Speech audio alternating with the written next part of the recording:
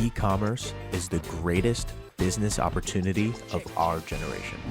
What is going on, people? Welcome back to the virtual studios with your boy Caj, here with my co-host Josh. What is going on, everybody? And we're here again, just the two of us. Yep. Today we're going to be talking about OA versus brand direct wholesale. We're going to be going over some pros and some cons.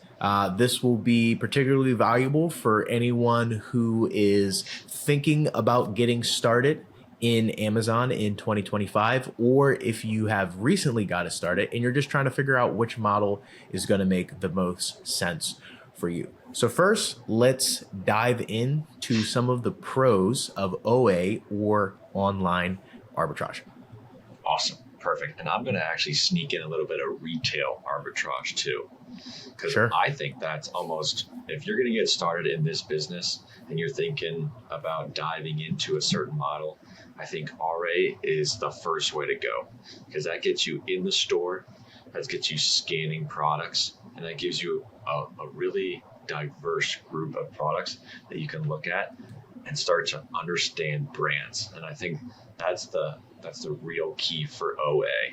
If you're an OA seller, you have to understand brands.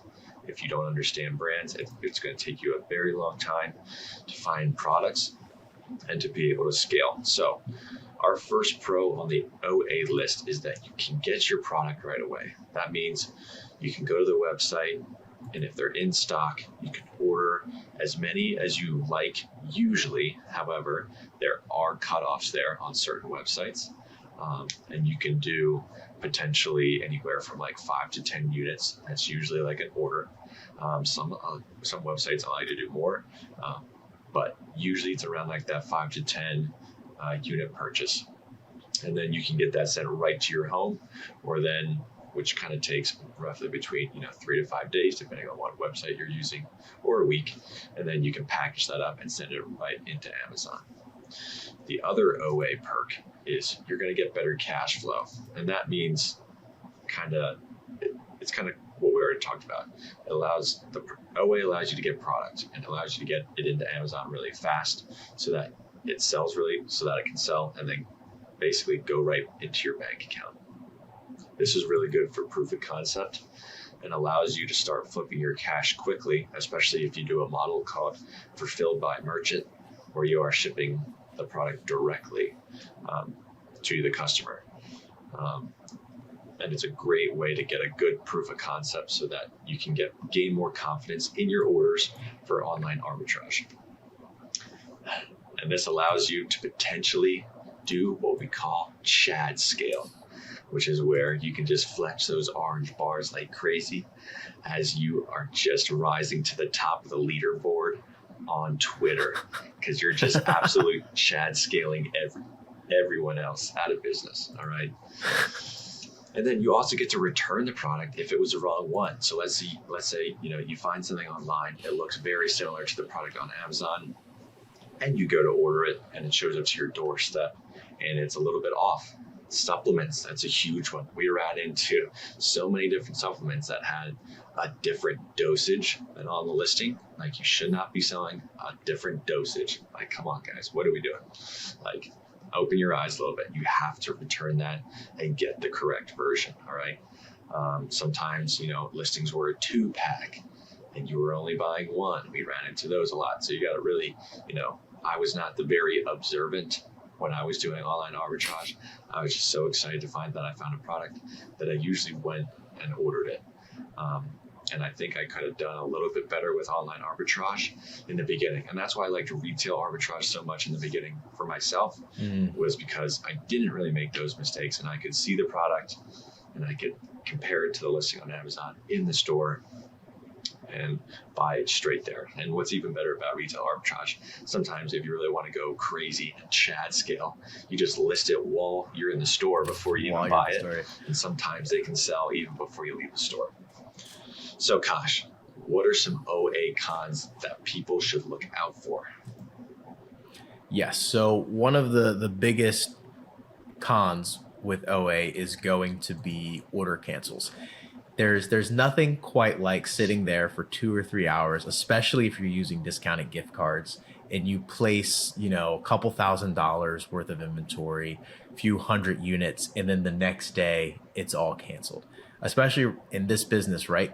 The main thing you need to do is spend money on inventory. So this has happened to me multiple times, place the orders, hit that 5K, 6K in spend. I'm like, all right, that takes care of spend for today or the next couple days. And then it's all canceled and I got to either figure out how to replace the orders or I got banned on the website, got to make a new account, right? So there are ways around that. You kind of get to know each individual website and how many orders you can place before they start canceling and ban your account. But at the beginning, it can be very discouraging and it also just limits the amount of inventory that you're able to buy. So that's one, order cancels. The other one, price tanking. Anyone who's been in Amazon for any period of time has sold on a listing where the price is tanked. And especially with OA, this can happen a lot because if you're not doing extra work in your sourcing to find websites that aren't the major ones or to find brands that aren't the major ones, if you're seeing a sale, that means everyone else who's doing OA is seeing that sale and probably buying the product as well, which means everyone's sending in that inventory. They think they're going to be selling at $45. By the time everyone gets in, everyone has their repricer set to undertank by a penny, which I don't know why people are still doing that. That's a different topic. By the time you're actually selling, it's at $35 and you're losing $2 a piece. So that's happened to us. That's something that you have to look out for in OA. And that can also happen in wholesale too. That can happen with retail arbitrage, but specifically in OA, it happens often. And so you have to look out for that pattern in Keepa graphs. Another thing with OA, and even just Amazon in general, but specifically with OA, because you like to find a lot of different brands and you're not working directly with them, is it's getting harder to ungate. Now, it's not impossible to ungate, but especially in some of the bigger brands like Nike, I know some sellers have become hard restricted in that. Even in Adidas, it's getting hard restricted. But not to turn people away from doing OA, but there's still hundreds and hundreds of other brands to sell, but kind of the brands where there was the easiest stuff to source and had the lowest hanging fruit, those are now becoming more difficult to source. Other thing is just IP complaints, section 3s. When you're doing OA, man, and we've gotten plenty of IP complaints, but we're still here. We're still standing. We've beaten tons of IP complaints with receipts from websites, but IP complaints do happen, and they happen a lot more in online arbitrage than if you're working with a brand or with a vetted distributor. And that also kind of ties in, with section 3s as well. I know plenty of people who have had section 3s and have beaten them with, their OA receipts, but I've also noticed that section 3s have tended to happen a lot more to OA sellers than they do to other types of sellers on Amazon. Yeah. Another thing, and then we can summarize with OA tips next, but just staying organized is huge. I wouldn't even call this a con necessarily, but maybe this is even more of a tip. But you have so many transactions taking place. If you're not staying organized for accounting purposes, it's very, very easy to think that you're running a profitable business because your orange bars are so high, but in reality, you're not actually making money. So that's another thing just to keep in mind as you're doing OA. Yeah, guys, come on. We are trying to Chad scale here, guys. We got to protect our castle, all right? You got all those orange bars. You got to protect the castle. You got to build your moat around your best products, and you do that by working through some catch-alls, some coupon codes. Guys, if you are not saving coupon codes, come on. That's like almost my top tip I would give people. Like, even if the website is not advertising the coupon, you can still use the coupon and potentially get the discount. I have seen it and I have done it. So always remember that. And guys, that was I'll interject with a quick story. Sure. I remember that was one of our first big OA buys. Yeah. We were on a website and I was like, it's not profitable. Josh was like, he's like, dude, just Google a coupon. And I was like, why would anyone do that? Because I didn't know what I was doing. And we found a coupon, I think, for 10 or 15% off that wasn't advertised on the website. And that coupon worked for like 6 months or more. Yeah, 6 months. And it was one of our really good products. And I was like, wow, okay, it works. Yeah. And guys, the last one is discounted gift cards. If you aren't using discounted gift cards, you got to make sure that you get on that train, because not only can you get Rakuten on that usually, that can help you also get extra discounts on the websites where you could potentially use Rakuten again, because we're Chad scaling, guys. All right. What's our last OA tip, Kaj? Last OA tip, I mentioned price tanking, and honestly, price tanking is something that really doesn't need to happen as much as it does. Because if you think about it, the only person that wins in price tanking is the customer, which is okay. But not even, because if the price wasn't tanking, Bezos would be making more money on the referral fee. I guess so. He's even making less money too, That's right? True. Even though the sales are going to happen either way. So guys, get SellerSnap. It is a repricer that does not price tank. The AI can read when price tanking is happening and avoid it. And with the yo-yo method especially, you're going to avoid price tanking. So if you want to get SellerSnap, check out the link in the description. And please, we need more Amazon sellers, arbitrage sellers, to get SellerSnap so that these listings stop tanking. Because there's so many people who are either manually repricing, which blows my mind, or they're just clicking the box on Amazon that says match competitor, and they just keep. I could go on a wrong rant, and it's brutal. We'll and guys, if you are losing the buy packs to someone, and they're your arch nemesis, I guarantee they're using SellerSnap, because SellerSnap has the best AI repricer on the market today. So don't forget that, and make sure to crush your competitors with SellerSnap. All right, Kaj, let's talk about some wholesale direct, brand direct, wholesale brand direct pros. I don't know why it took me forever to say that, but let's kick it off here. All right, I'm going on the pros, and then you're doing the cons? Yeah. All right. So many pros to wholesale brand direct. And as you guys know, if you've been listening to our podcast, Josh and I have done all of the models that we've talked about. So we've done private label, we've done retail arbitrage, we've done online arbitrage, we've done normal wholesale where you're just kind of flipping from wholesalers or liquidators, and we've also done brand direct. For multiple reasons, some of which I'm about to talk about, wholesale brand direct is my favorite model. So first, when you're doing wholesale and brand direct, it's a lot easier to spend more money and to buy more inventory with less transactions. So literally this week, I think I've spent between 20 to 25,000 on inventory, and that was about 4 orders. Versus with OA, for us to have spent that much inventory, I would have had to sit down and just place transactions for probably 3 to 4 hours every day. And different people, it's different depending on what kind of inventory you're buying, but that's just kind of comparing how it was for our businesses.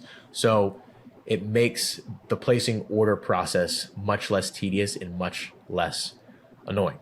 The other thing as well, especially when you're working directly with brands, is you're going to see less price tanking. Yeah. Because it's going to be more difficult to open an account with a brand versus just going on any website and buying the product. And so the fact that less people have access to that brand, or as you know, we like our exclusive relationships. If you're the only seller and you're the only person on the buy box, if it's tanking, the only person you have to look at is yourself in the mirror. Yeah. So I don't know, if you're the exclusive seller and it's tanking, you should probably quit. We'll just leave it at that. But hopefully that's not happening. But you won't have price tanking nearly as much. And even if you aren't the only seller, maybe it's a semi-exclusive and there's only 3 or 4 wholesalers, you also probably have a MAP price, which is minimum advertised price, and everyone's holding the same price anyway. So you can be sure that it's going to be profitable. Other thing as well, if you are working directly with the brands and you build that relationship over time, you have the potential to have control over the listing. So whether you're doing it through your account or the brand's account, you can change the pictures, you can change the title, you can change the description, you can add A+ content, and doing all of those things can help improve the sales rank of the listing. Where in OA, the likelihood that you're going to be able to change a listing is pretty low. So you only are able to work with the sales velocity that's there on a listing versus brand direct. And we're experimenting with this right now. You're able to actually increase the sales of that listing. So to grow your business, you don't always even need to necessarily find new products and new brands. Obviously, we're still doing that, but you can grow just by focusing on making the current products that you're selling better. Yeah. So that's really huge. And then, which kind of leads out of that point, If you're doing that for a brand, they're going to love you, because that means you're going to be buying more product from them. You're going to be making more money. The brand is going to be making more money. And that means that you're going to have a long-term profitable relationship, which hopefully will also be an exclusive relationship. Yes. And you'll be able to sell those products for years to come profitably, which is also a really nice pro, is you can have a couple products that just every month, just rinse and repeat. You don't have to worry about them tanking. You don't have to worry about getting them replaced or the coupon code going away. You just have that relationship, and it's strong. Other thing as well, you can use prep centers. Much smoother to use a prep center with wholesale than versus with OA. And that's what we do, right? We have a product where we purchase it, send it to the prep center, they send it to Amazon, Amazon sends it to the customer. We never touch the product once, and we just make that 15 to 18% margin every time it sells. And That's beautiful. It's beautiful. Absolutely beautiful. Other great thing about Wholesale Brand Direct, you get to use a product like Smart Scout. You get in there and you find good brands that you can reach out to consistently. And we also use Smart Scout to send to help build out the reports that we send to these brands as well. So if you're looking to find new brands to partner with in 2025, Smart Scout is for sure a tool that you need in your arsenal. There is a 25% off 3-month discount code for you guys in the description below. Go ahead and click that. And then, Josh, let's talk about some of the cons of Wholesale Brand Direct. Yes. So here are some cons. Sometimes, only sometimes, they have a high price. That means you got to buy a lot. You got to buy a ton. It can take away from your Chad-like empire, and that's not fun. All right. But again, that's the whole building trust factor. They want to make sure that you can buy enough units to supply that listing. So you gotta remind them, and you gotta take action and tell them that you can. So sometimes you gotta buy a lot of product up front, which can be scary at first, but once you do it a few times, won't be so scary. Sometimes it takes longer times to close the account with the brand owner. Again, you have to build that trust. So sometimes it takes multiple orders and multiple face-to-face calls, multiple email follow-ups, making sure that they understand what you're doing and that they understand the importance of what you're doing. And then once you kind of get that exclusive relationships and kind of work through that aspect, it can really take some time to work through discounts that make it profitable enough to really continue with that brand. Margins might be super tight in the beginning, and you kind of have to understand that and kind of trust the process as you work with a brand. And the last thing, you have to update your skills. Just like in OA, you have to go out and find different ways to make money. The same goes with wholesale. If you are supplying listing updates, potentially running some sort of advertising, and learning how to best promote that product on Amazon's platform, you're going to have a less chance of closing, especially exclusive relationships with these brand owners. And again, that exclusive contract is so important when working with brands, because that's what really gets the profitability super high, especially if there's not map pricing, and that can really kickstart you on that Amazon journey to grow, a really big business that you could potentially exit one day, which is something that you might not be able to do with something like OA and retail arbitrage, because those business models just don't allow you to. It doesn't allow someone else to easily come into your business and do exactly what you're doing. So yeah, and that's kind of how Wholesale Brand Direct cons work. I would just say make sure you have good access to capital. I think that's like the major thing. If you can get that capital cooking, you should be okay. Gosh, let me just ask you, in terms of today in 2025 for online arbitrage, where do you see the space going? Do you believe the advertisements that people can make 100K months doing online arbitrage, and that it's like you only have to work 4 to 6 hours a week. And like what are some of those claims that people are making in the OA space? Is that totally true? Is there any caveats to that? Yeah. So OA is not dead. If someone tells you that OA is dead, they don't know what they're talking about. Correct. Is Nike OA dead? Probably pretty soon. But OA itself is not dead, and I don't think arbitrage will ever be dead. So one person that comes to mind, our boy Warner. We had him on the podcast. I forget which episode, but he does OA very, very well at a high level. I've seen his orange bars. He's still consistently selling. Now, obviously, he's been doing it for a long time, and he has a team of, I want to say, between 6 and 8 VAs that do most, if not all, of the work for him. So his business is pretty outsourced, but it took him a long time to get there, and he had to hire good people to do that. But to be able to do multiple 6-figure months OA, you need a lot of VAs who are sourcing for you consistently in order to be able to find enough product to buy on a daily basis. Another person who we're trying to get on the podcast, I've been DMing with him, Jeff Sends It on Twitter. That man is an absolute animal. I'm very excited to talk to him about his OA business because he is moving, I believe, over 100,000 units a month. That's and insane. Most of them are OA, which just blows my mind. So is OA dead? No. Is the low-hanging fruit in OA, like the Nike stuff, becoming more difficult, if not impossible, if Nike comes on themselves and totally restricts it? Yes. The other thing with that is just like anything, it takes time to learn the skill, right? If you've only doing it for a couple of months and you think that there's nothing profitable, it's probably just because you're not good at sourcing. And I'm saying that from experience because I was not good at sourcing for a long time. And then once I started to get it and understand it, I'm like, oh, okay, there are stuff that's profitable. You just have to do X, Y, and Z on top of it. The other thing as well, and this is why, we preach brand direct versus wholesale. If you have that relationship with the brand, you're not going to be concerned about IP complaints in Section 3s, which I think at the end of the day, that's the most important because you can talk about profitability, you can talk about all of these other things, but if your account gets shut down, it really, at the end of the day, doesn't matter. So I think that's probably the most important thing when you're comparing the two different models. And then from a long-term perspective as well, like I said, once you have a couple products that just churn every single month, there's nothing quite like that. And OA doesn't give that to you in the same way. Yeah, absolutely. I totally agree.